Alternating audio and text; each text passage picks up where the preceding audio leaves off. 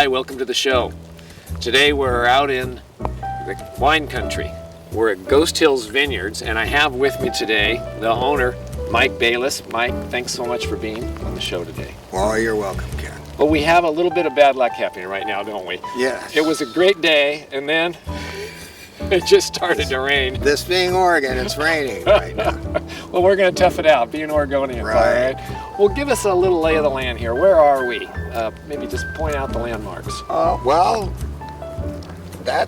you can't quite see it right there. Carlton's over there through those trees. Okay. It's 3 miles from here. Uh-huh. And that's Abbott's Claim Vineyard right there. Uh-huh. Next to us, this is Bayliss Bower Vineyard that we're standing in, wine vineyard for Ghost Hill. And on the other side over there is Monk's Claim Vineyard. Monk's Gate. Excuse me, Monk's Gate. As I drove by, right. And then just on those trees right there actually belong to Trappist Abbey. They're just on the other side of the hill. And you've had some history with Trappist Abbey. That's right. I worked there for 39 years. What'd you do for them? Well, they had originally a carpenter shop up there where they built church pews, and I worked in that. And they have a bindery that they used to go to San Francisco every 2 months and Seattle every 3 months. I used to do that. I drove truck for the carpenter shop and helped put pews together, and so a little bit of everything for them. All right. Well, and you farmed this Right. 200 and how many acres? 234. Your farm. Right. And it came to you. Give us a little history of the family. Well, my grandfather bought this in 1906 to start a dairy. My grandfather and great uncle, and actually the big red barn down there, he built that and went into the dairy business. And then my dad bought it from my uncle and grandfather, and he went into sheep, and we raised grain and clover seed and hay. And then when I started farming, I went into beef cattle and raised hay and still did grain and clover, field peas, anything I could grow on the ground here. Now, you told me a good story about why. Now, when you were a kid, you had sheep. Your dad had sheep. Dad had sheep, yeah. And then you made a change. What was that about? Well, I didn't like sheep. My dad, we didn't have a sheepdog. I was it. My parents were in their 60s at that time, and they couldn't run that fast. So it was my job to catch the sheep. I can see. You went to Yamhill-Carlton High School. Were you on the track team? Were you too busy chasing sheep? I should have been. Well, we lived too far out in those days. Dad didn't take me into any meetings. So I didn't apply for it. Yeah. So these hills they're not the best farm ground. They make excellent vineyard ground because they don't have that good a soil, and to have a good grape or a good wine, you want the grape to struggle, and they struggle on these hills. My dad used to call these the squirrel hills because he said the only thing they were good for was growing squirrels. So no crops up here for the years. Yes, no, we still had crops. Okay. We were still dumb enough to try and farm these hills, but they weren't very good. They're not like the bottom ground. Because the bottom ground has much deeper topsoil, and you can get much better crops, and it's much easier to farm the bottom ground than it is up here. We're about to talk about this transition into grapes, but before we do, let's back up. You were telling me about the geological history of the area, so can you tell that story? Well, I guess it would begin with this was under the ocean at one time, and then about 6 million years ago there was an eruption in eastern Oregon of two volcanoes, and that lava came out here and raised it up.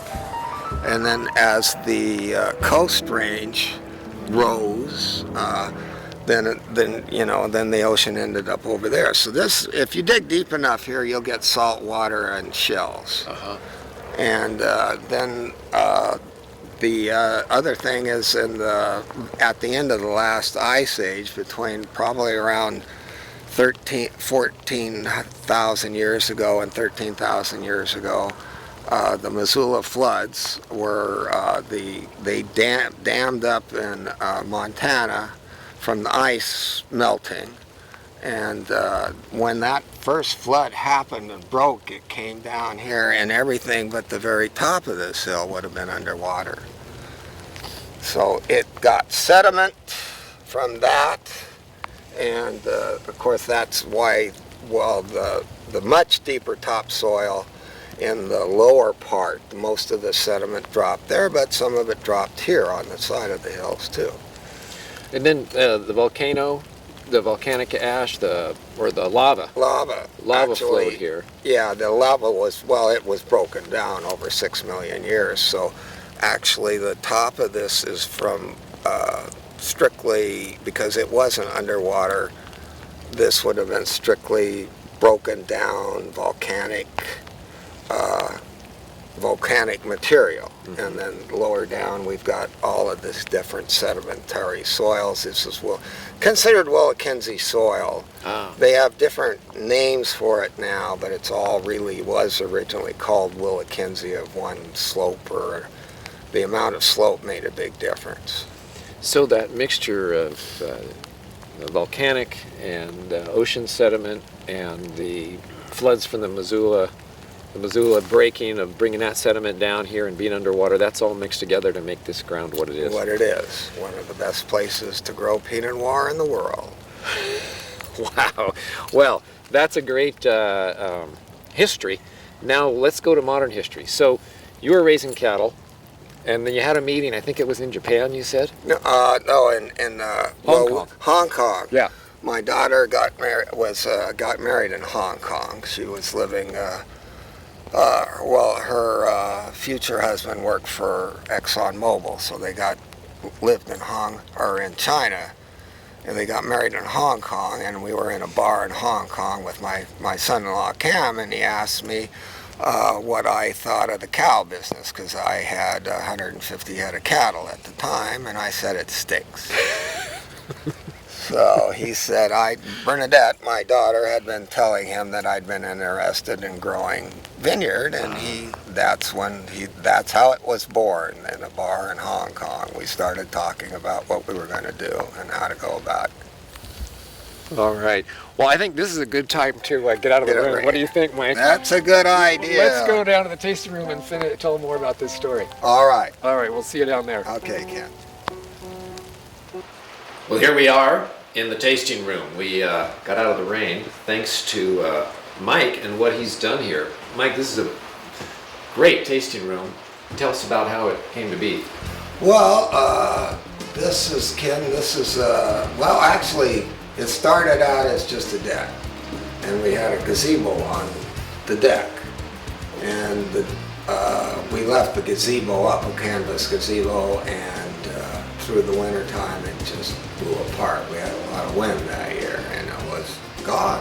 It was just torn to shreds. Oh, gee. So a friend of mine's a carpenter, and he helped me figure out the roof, putting a roof on the deck. I built the whole thing myself with the help of the roof being constructed being laid out by my carpenter friend. And once we got the roof up, my wife said, well, you know, it's nice, but it's cold out there. So I put up this wall. This is reclaimed barn wood from my barn that my grandfather built in 1906. Now, a lot of that barn's still standing. Why? No, the barn that you took the wood from, is Right. some of that still standing, except we're going to have to tear some of it down because it was hit by a tree in the last windstorm, but at Halloween. So, and then I worked at the Trappist Abbey continue, my wife kept complaining because it was cold in here. So now we've got 4 walls, windows, and a door, a sliding door. And then the windows up here, is actually handmade glass that came out of the chapel at the Trappist Abbey when they built their new chapel. It's about 60 to 70 years old.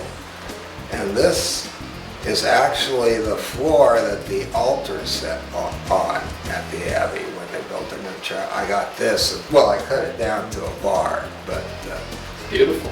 and refinished it. Beautiful. And I'd like to go back to this barnwood again. This wood is 110 years old. right. It's, well, I did was, actually all I did was pressure washed it Uh-huh. and cleaned it up well and put a little, some preservative on it, and that's it. Beautiful. All right, so wood from the barn, wood from the Abbey, stained glass from the Abbey. From the Abbey, yes. And then you were about to tell me more. Well, that's kind of it for this. I mean, my son and I built the whole thing with the help of my carpenter friend laying out the roof. Yeah. And then I'm going to do some more things. I have to do, some of the laws have changed, so now I have to have a bathroom and back and that sort of thing. So it's going to expand from here. Well, we're standing here at the bar, but what we're looking out the window here is right where we were standing up on the hill in the vineyard. That's a beautiful view. So Right. people come up here, they drive down Bayliss Road. Now, Bayliss Road, that's your last name. That's right. That's not a coincidence. Well, no, it wasn't a coincidence. When they changed over from routes, which was very confusing, and if there was a fire or something, I don't know if you've ever tried to find something from routes, but routes can twist around and go elsewhere. So they uniformed everything, they named the roads, and then we used to be Route 68. And when they were looking for a name, the grader driver stopped by. We happened to know him, Norriel Wallace, and he said they're looking for a name for the road. And I thought about your grandfather. Baylisses have lived here as the longest I know. And I said, yeah. Name it after my grandfather, and it'll be Bayliss Road. So that's how it got to be Bayliss Road. And that was just in the 80s, I think. No, that was further back. I think that was it would have been in the 60s, I think, when things started to get more familiarized and less of the route numbers was. So just to put us where we are, I came out through Lafayette, went north on Abbey Road, and then took a hard left, backed up. What's the road here? You took Oak Springs Farm Road. Yep, Oak Springs Farm, and then Bayliss Road comes Bayliss. off of Oak Springs Farm Road. And here we are. Now, when we look out, we see some other vineyards. Who else has got ground out there? Well, Ken Wright planted Abbott's Claim over there. That's Angela. And then on the other side, Bob Laughlin has a couple of vineyards that Ken Wright farms for him. And then, we've got Monksgate, which we talked about being another one over there. So And Dave Broders has some land out here? He has the next, the next vineyard over from Ken Wright's. And up on Savannah Ridge. And Soder. And then Soder. In the area. So that just kind of gives us the vineyards that are around the area. Correct.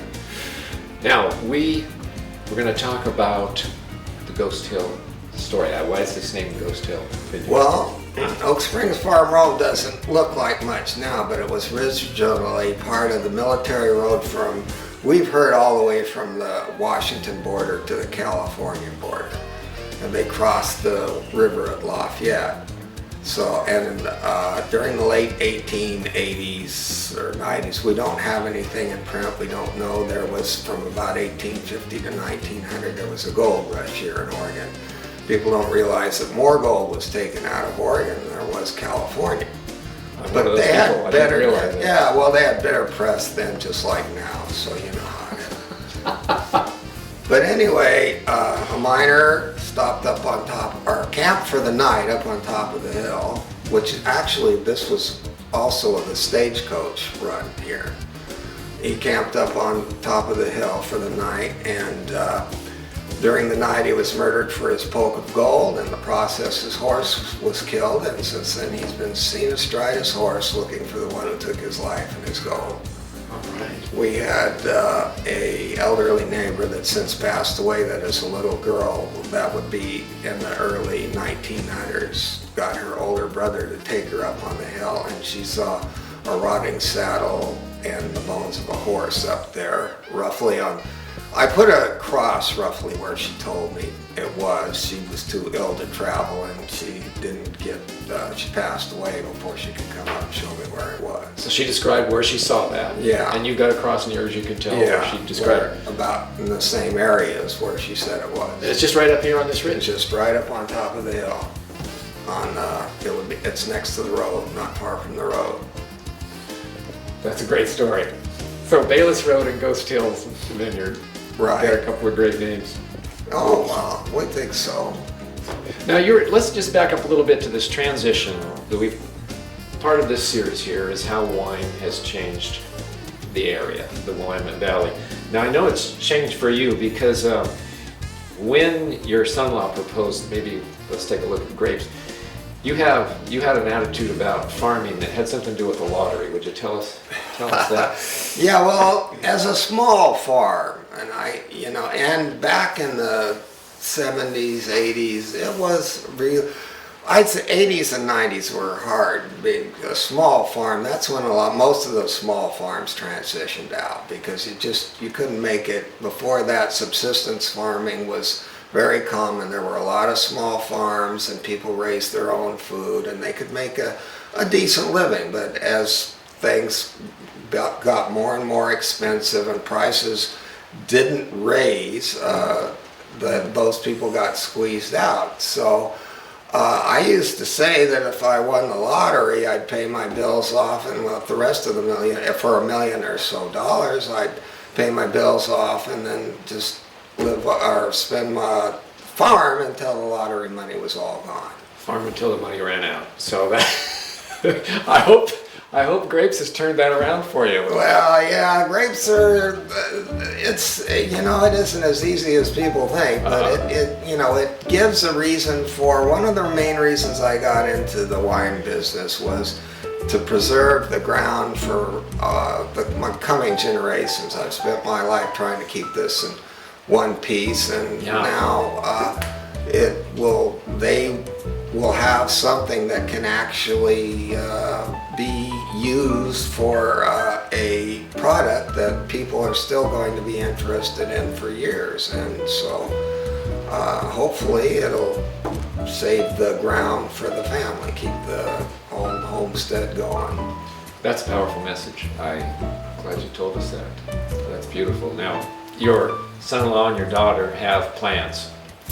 Yes, my son-in-law works for ExxonMobil, and they're hoping to move here when he retires. And they've already actually bought some of the ground from me, 40 acres, and they're going to retire here. And he wants to build a winery when he retires. All right. And actually, we have 90 plantable acres to Pinot Noir. So far, we've only planted Pinot Noir because that's the thing that we do best here. It's good as anywhere in the world. So. And you have how many acres planted now? We have 15 and a half. Oh, so 90 potential. That's a big growth. Oh, that would be it, yeah. And it would. And you have, so there's no winery here, so you have a winemaker. Eric Homaker is our winemaker. He is making wine in the historic Ponzi estate now. Rebecca Schultes was our former winemaker and helped us get going, and now we're trying to, my family it's all our family. We have an LLC, and my daughter and son-in-law live in Texas now, and she is now our sales representative for we'll say the world, that makes it global. Sounds sales representative. Yeah. And so Texas is a very good market, and so we're hoping to get things going there because there's a lot of competition for very good Pinot Noir here in Oregon. Yeah. We're in the center of it. Well, maybe just give us an overview on what you've seen, you're starting out as a child here. Until now, how has wine changed the valley? How has the valley changed before wine, and how did it change? It's obviously an economic boom for the valley here. This part, at least, my part that I see is the Yamhill-Carlton area. Before that, the only real thing was farming, and like I said, it's gotten bigger and bigger. Less people need to do the same amount of work. It's machinery, so there's a lot of hand labor to the vineyard business. A lot of labor goes into making of wine. A lot of another factor is quite a bit of the ground that is in vineyard now wasn't really in anything in particular before. It was in trees or oak trees, or actually the part next to me, well, mine was pasture up on top of the hill. I mean, I've got some of it in 10 acres or in what I used to grow grain on, and the other 5 acres was just pasture with some oak trees in it. So I think it's done a lot of good for the area, and it's diversified the jobs that are available, and the amount of, certainly more money is coming into the area, much more than would have been from just strictly farming. Well, the fact that your daughter and your son-in-law are coming back to something that they see as a growth industry, where perhaps the farming that you traditionally did here would not be as attractive, that really speaks a lot to what wine has done. That's right. Well, that's exactly why I planted vineyard. I mean, 240 acres, it sounds like a lot of land, but it's nothing compared to, it's not viable for a farm anymore, a grain farm. It's hill ground, so it's not highly productive for grain, and as far as it's not good enough ground to irrigate and grow other crops. So this is the only thing that I could think of to do. Well, I'm glad you did, and I'm glad you had us here today to hear about it. Mike, thank you so Thanks, much. Dan. Thank you so much. We'll join us again at Local Matters. Here we are at Ghost Hills Vineyard on Bayliss Road. Come and have some wine.